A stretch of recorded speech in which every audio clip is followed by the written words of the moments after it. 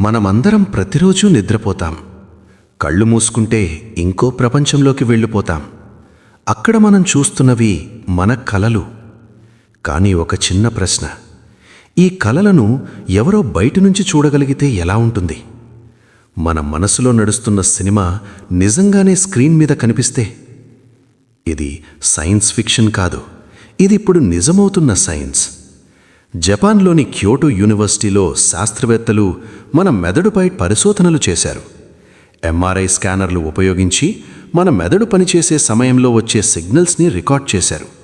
ఆ డేటాను ఏఐకిచ్చారు. Stable diffusion లాంటి ఏఐ మోడల్స్తో మన మెదడులో ఊహిస్తున్న దృశ్యాలను బయటకి చిత్రాలుగా మార్చగలిగారు.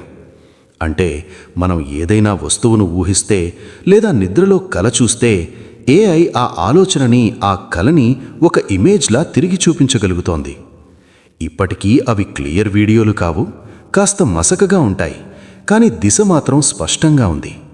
మన మెదడులో ఏమి జరుగుతోందో టెక్నాలజీ అర్థం చేసుకోవడం మొదలుపెట్టింది.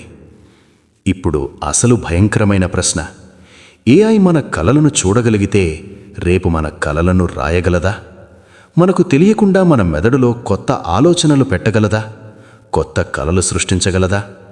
ఇది ఒకవేళ అద్భుతం. కోమాలో ఉన్నవాళ్లు మాట్లాడలేని పరిస్థితుల్లో వాళ్ల మనసులో ఏముందో తెలుసుకునే అవకాశం. పారాలిసిస్ ఉన్నవాళ్లకు ఇది ఒక ఆశ. కానీ ఇంకోవైపు మన ప్రైవసీ ఎక్కడుంటుంది?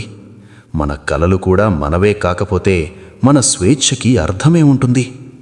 మన మెదడు ఇప్పటి వరకు దేవుడిచ్చిన చివరి ప్రైవేట్ స్థలం. ఆ స్థలంలోకి కూడా టెక్నాలజీ అడుగు పెడుతోంది. భవిష్యత్తు మనల్ని ఆశ్చర్యపరుస్తుందా లేదా భయపెడుతుందా? అది మనం ఇప్పుడు చేసే ఆలోచనలపై ఆధారపడి ఉంటుంది. ఇలాంటి సైన్స్, టెక్నాలజీ, భవిష్యత్తు కథలు ఇంకా లోతుగా తెలుసుకోవాలంటే ఇప్పుడే నా ఛానల్ని సబ్స్క్రైబ్ చేయండి. మనం కలిసి ఈ భవిష్యత్తును అర్థం చేసుకుందాం.